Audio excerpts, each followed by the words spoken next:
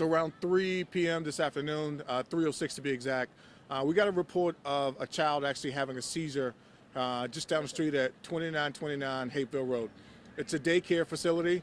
Approximately 20 to 21 people were inside at the time. Once our unit did get on scene, a Grady unit and Engine 30 from just down the street here, we identified that some kids here were sick. They were having some symptoms that involved vomiting, nausea, and also headache.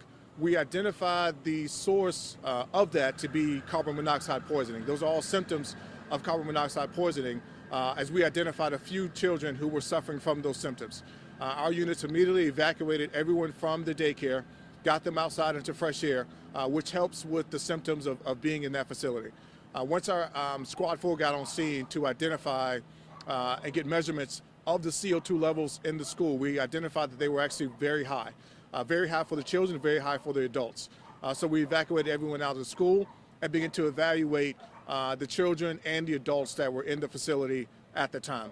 We also upgraded the number of units we had coming here because we had so many people here in the facility. So we actually asked for our mobile ambulance unit, which is a larger bus, so we can handle more patients. And Grady also bought in some more ambulances as well.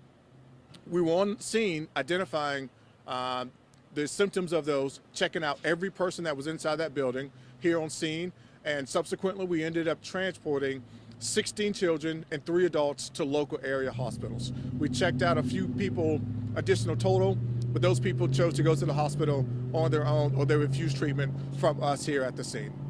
So the levels that our units identified were over 100 parts per million, which is pretty severe for an adult. It's pretty severe for anyone to work into or be in that area. So it's not safe for anyone to be in that area. How long they were exposed to that, we don't know. But point is, they were exposed enough for some of the children and adults to be subjected to those symptoms of nausea, vomiting, headache, etc. So they needed to be removed from the facility immediately, and the employees there did assist with getting us, the kids and adults, out of the school.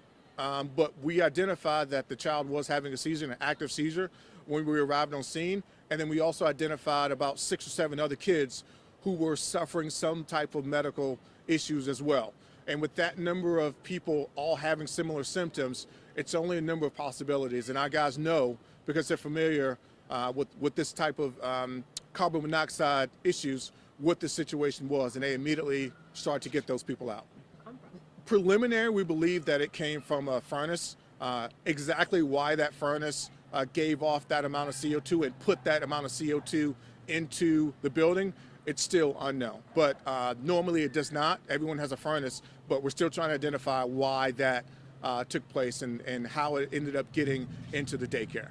Absolutely, it's a pretty severe case. Anytime you get a call, a medical call, any type of call to a daycare facility or childcare or school, anything like that involves children, it's a pretty serious case.